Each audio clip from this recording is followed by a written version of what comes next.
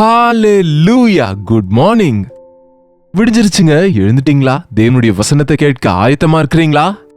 வாங்க இன்றைக்கும் தேவனுடைய வசனத்தை தியானிக்க நம் இருதயத்தை ஆயத்தப்படுத்துவோம். சிறிய ஜெபம். பரிசுத்தரே உமக்கு நன்றி ஆண்டவரே, இன்னொரு முறை எங்களோடு பேசுங்க. இந்த நாளிலே உம்முடைய கிருபையிலே நாங்கள் வாழும்படிக்கு எங்களுடைய வாழ்நாள் எல்லாம் உம்மை துதிப்பதற்கு எங்களுக்கு உம்முடைய வார்த்தையை கற்றுக் கொடுக்கும்படி கிறிஸ்துவின் நாமத்தில் ஜெபிக்கிறோம் பிதாவே, ஆமென். எப்படி இருக்கிறீங்க?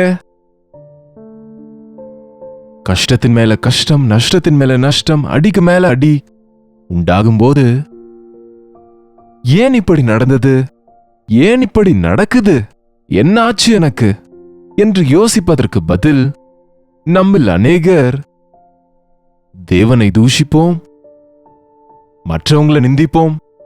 யாராலையோ எனக்கு இப்படி ஆனது, தேவன் இருந்தா ஏன் எனக்கு இப்படி நடக்கணும் என்று நினைப்போம். தவிர நான் ஏதாவது காரணமா?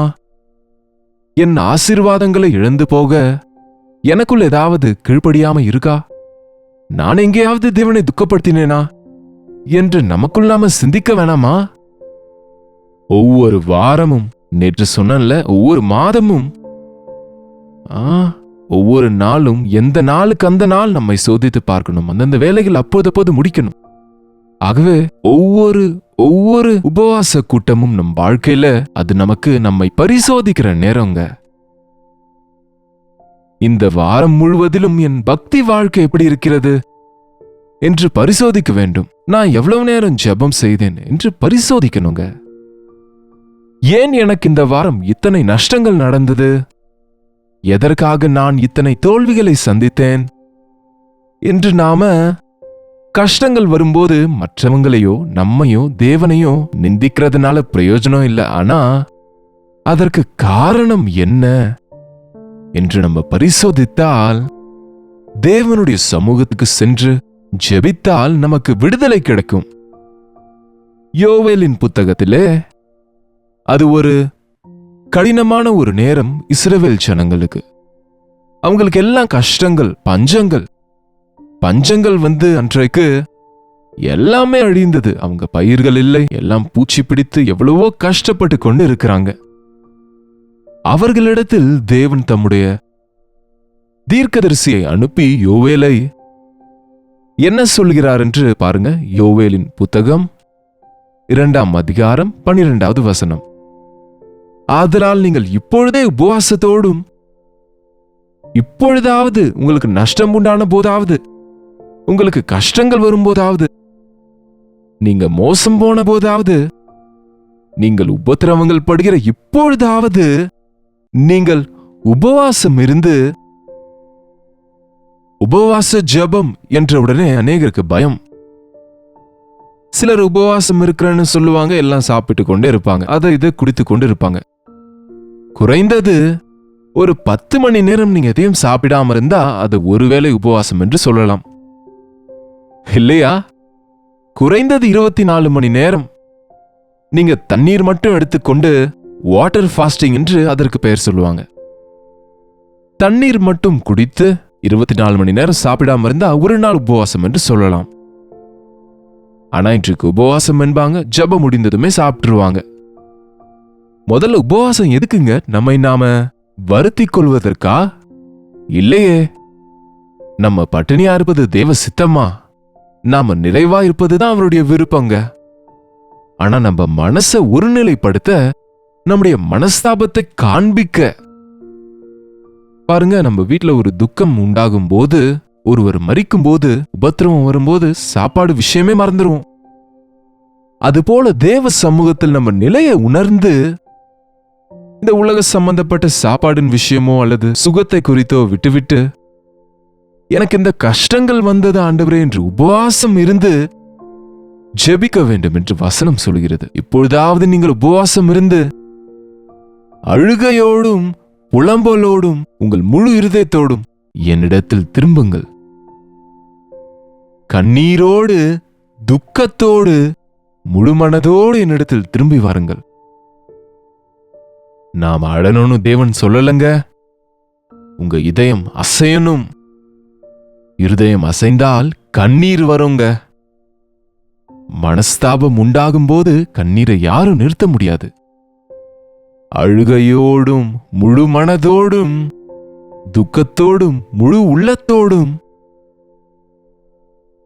ஒரு நிமிஷத்துல கண்ணீர் வந்து நின்றுவிடும். ஆனால் துக்கம் என்பது, அந்த வேதனை என்பது மனம் திரும்புவதற்கு அடையாளங்க.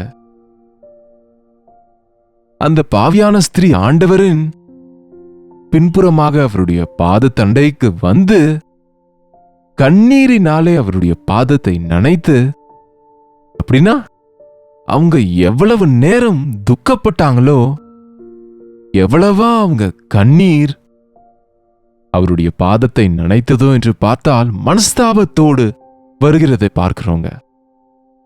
நம் வாழ்க்கையில நம்ம கண்ணீரின் ஜெபம் செய்து எவ்வளவு காலமாச்சு? ஒரு 5 நிமிடத்தில் ஜெபத்தை முடித்து விடுகிறோமா?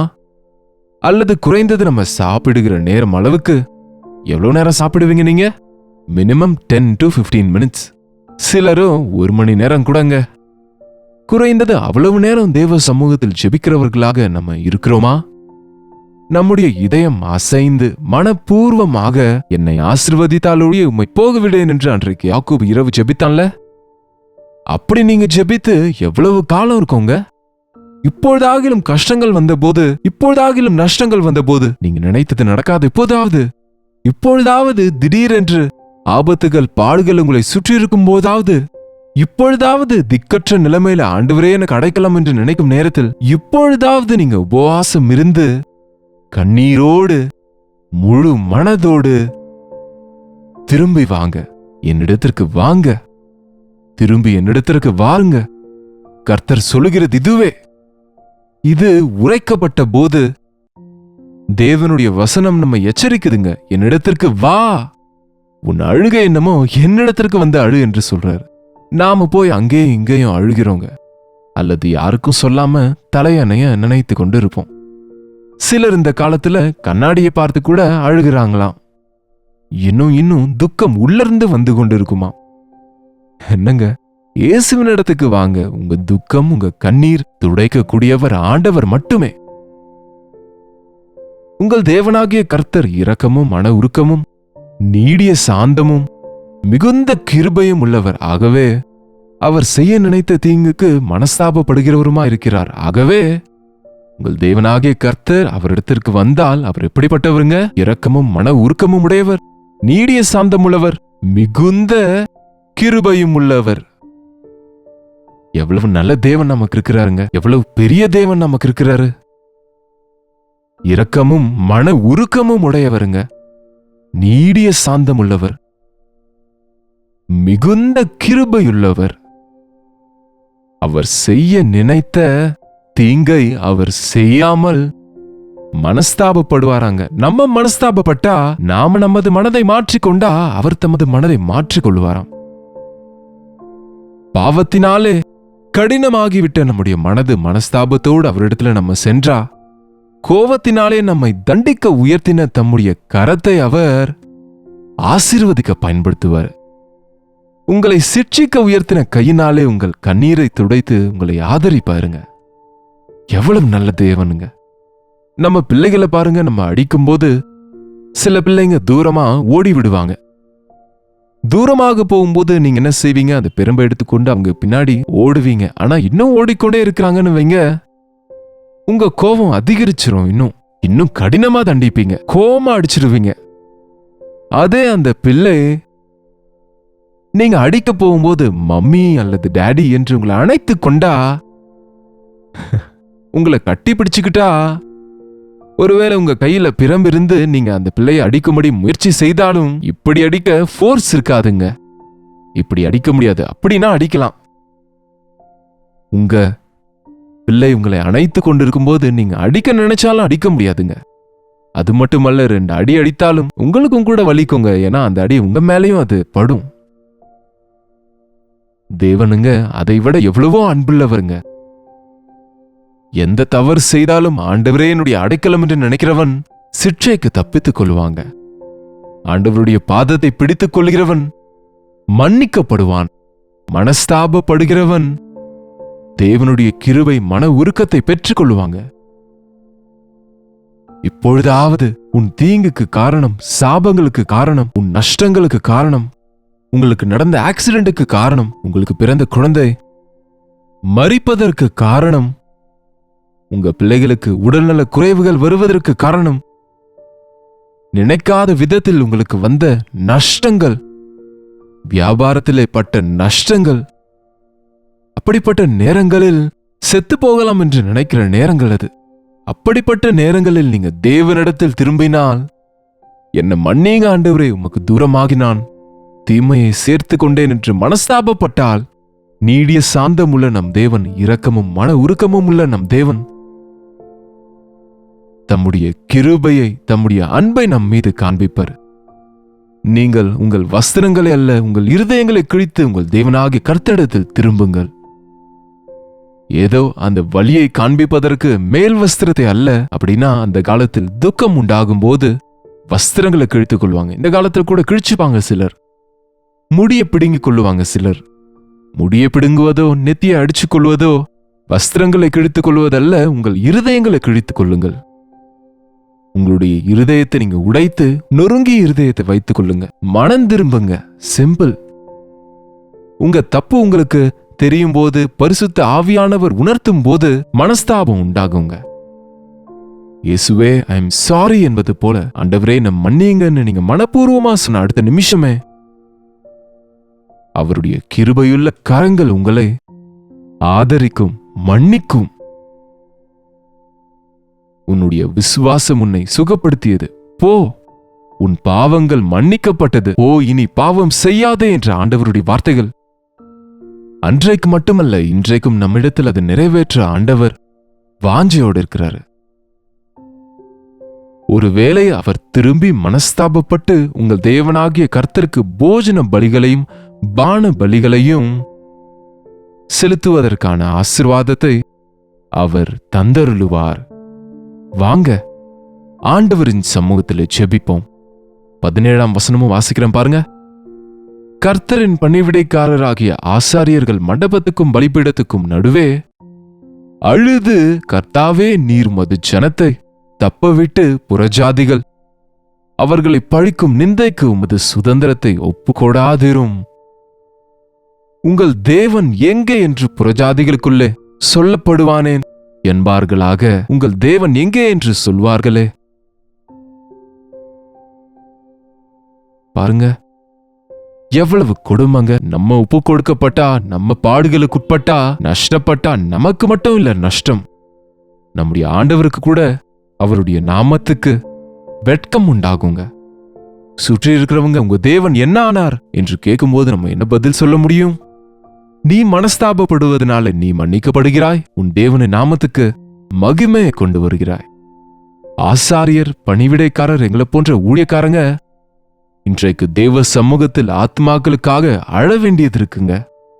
வசனத்தை கேட்கிறவங்க எல்லாருக்காக நாங்க செபிக்கிறோம். ஏனென்றால் அப்படி நீங்க அங்கே நாங்க இங்கே செபிக்கும் போது தேவன் இரக்கம் பாராட்டுவாரு, தேவன் கிருபை காட்டுவாரு, தேவன் தம்முடைய அற்புத காரியங்களை செய்வாரு. உங்க வீட்டுல இருக்கிற பிள்ளைங்க கீழ்ப்படியாம இருந்தா நீங்க ஜெபிங்க. நீங்க வீட்டு எஜமானாக இருந்தா உங்க முழு வீட்டிற்காகவும் ஜெபிங்க. நீங்க சபை தலைவரா இருந்தா உங்க சபை எல்லாவற்றிற்காகவும் ஜெபிங்க. இந்த கடைசி காலத்தில் சபையெல்லாம் மனம் திரும்ப வேண்டிய நாட்களுங்க இது. சபைகள் குளிர்ந்து போன காலத்தில் இருக்கிறோம். விசுவாசிகள் தங்கள் விசுவாசத்தை இழந்துவிட்டு உலகத்தோடு ஒன்றான நிலைமையில இன்றைக்கு இருக்கிறாங்க. ஆகவே இப்பொழுதாவது உபவாசத்தோடு நம்மை நாம் தாழ்த்திக் கொள்ளுவோம். நம் இதயத்தை தேவ சமூகத்தில் கிழிப்போம். ஆண்டவருக்கு சொல்லுவோம், உங்க இதயத்தை கிழித்துக் கொள்ளுங்கன்னா நீங்க எதுவும் கத்தி எடுத்து கிழிக்க வேண்டாம். உங்க இதயத்தை திறந்து உங்க இதயத்தில் இருக்கிற விஷயம் எல்லாம் தேவனுக்கு சொன்னா அவர், நானே உன் மீறுதல்களை என் நிமித்தமாகவே குலைத்து போடுகிறேன், அவைகளை என்றைக்கும் நான் நினையாமலும் இருப்பேன் என்று உறுதி கொடுக்கிறாரு. ஜெபிப்போமா? பரிசுத்தரே, அன்புள்ள தகப்பனே, ஒரு முறை எங்களை நோக்கி பாருங்க ஆண்டவரே. இப்பொழுதாவது உபத்திரவங்களின் நடுவேயாவது, கஷ்டங்கள் வரும்போதாவது, நஷ்டங்கள் அநேகம் பார்க்கும் போதாவது, இடுக்கண்களிலே சிக்கிக்கொண்ட இப்பொழுதாவது உபவாசம் இருந்து கண்ணீர் விட்டு அழுது முழு மனதோடு உம்மை வேண்டிக் கொள்வதற்கு, உம்முடைய இரக்கம், மன உருக்கம், தயவை பெற்றுக்கொள்வதற்கு, இன்னும் அதிகமாய் உம்மை மகிமைப்படுத்துகிற வாழ்க்கையை வாழ்வதற்கு ஒவ்வொரு நாளும் உம்முடைய வசனத்தை கேட்கிற ஒவ்வொருவரையும் சந்தியுங்க. மனம் திரும்புதல் எங்களுக்கு கொடுங்க. கண்ணீரின் ஜெபத்தை எங்களுக்கு கொடுங்கப்பா. உபவாச ஜெபத்தில் இருக்கிற வல்லமையை நாங்க உணர்வதற்கு உம்முடைய சமூகத்தில் முழங்காலிட்டு உம்மை வேண்டிக் கொள்ள உதவி செய்யுங்க என்று கிறிஸ்துவின் நாமத்தில் ஜெபிக்கிறோம் பிதாவே, ஆமென். பிதாவாகிய தேவனுடைய அன்பும் குமாரனாகிய இயேசு கிறிஸ்துவின் கிருபையும் பரிசுத்த ஆவியானவருடைய அந்யோன்யமும் ஐக்கியமும் கூடி வந்திருக்கிற நம் அனைவருக்கும் எப்பொழுதும் சதா காலமும் துணையாக இருப்பதாக, ஆமென். தேவனுக்கு ஸ்தோத்திரம். உங்களுடைய ஜெப விண்ணப்பங்களுக்கும் பாரங்களுக்கும் நீங்க எங்களுக்கு 8939801234 என்னும் கீழ்காணும் நம்பருக்கு ஒரு டெக்ஸ்ட் அல்லது வாய்ஸ் மெசேஜ் நீங்க வாட்ஸ்அப் பண்ணுங்க. உங்களுடைய பட்சத்துல நாங்க ஜெபிக்கிறோம். நீங்களும் ஜெபிங்க. தேவன் நிச்சயமா அற்புத காரியங்களை செய்வார். கர்த்தருக்கு சித்தமா இருந்தா நாளைக்கு இதே நேரத்தில் அனுதின தியான நிகழ்ச்சியில் கர்த்தருடைய வார்த்தையோடு உங்களை சந்திக்கிறேன். நீங்களும் மறக்காம கலந்து கொள்ளுங்க. அதுவரை கர்த்தருடைய கிருபை உங்களுக்கு துணையாக இருப்பதாக.